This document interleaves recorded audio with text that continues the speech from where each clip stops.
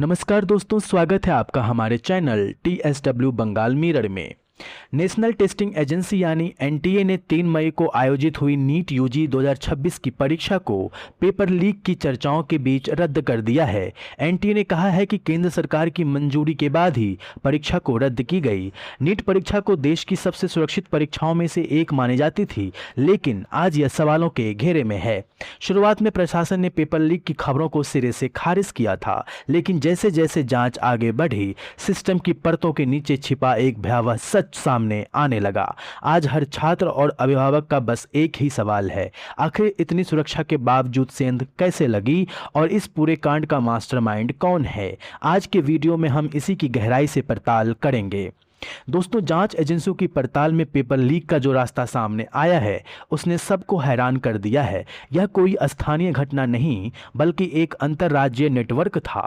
जांच के मुताबिक पेपर सबसे पहले महाराष्ट्र के नासिक से लीक हुआ और वहां से सीधे हरियाणा पहुंचा। इसके बाद इस सिंडिकेट ने पेपर को हरियाणा से जयपुर और फिर जयपुर से जमुआ रामगढ़ भेजा।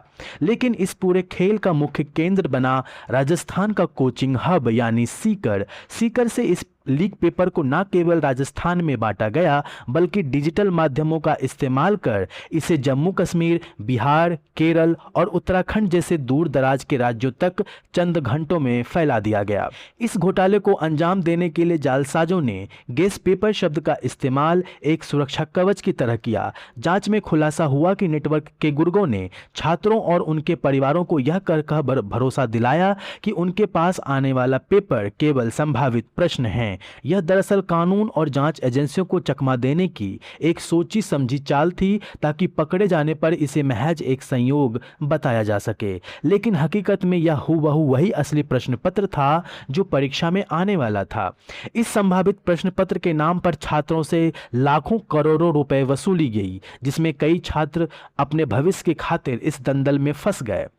एसओजी यानी स्पेशल ऑपरेशंस ग्रुप की पड़ताल यह साफ करती है कि यह किसी एक व्यक्ति का नहीं, बल्कि एक पूरा संगठित सिंडिकेट सिस्टम के भीतर सक्रिय था। इस नेटवर्क में छोटे कोचिंग सेंटर्स के संचालक से लेकर कंप्यूटर लैब के कर्मचारी तक शामिल थे, जो एक चेन की तरह काम कर रहे थे। इन लोगों ने परीक्षा के कुछ घंटे पहले ही चुनिंदा उम्मीदवारों तक सटीक जानकारी पहुंचा दी थी। यह सिंडिकेट इतना शातिर था कि उन्होंने डिजिटल फुटप्रिंट्स को मिटाने की भी कोशिश की, ताकि उन तक पहुंचना मुश्किल हो जाए।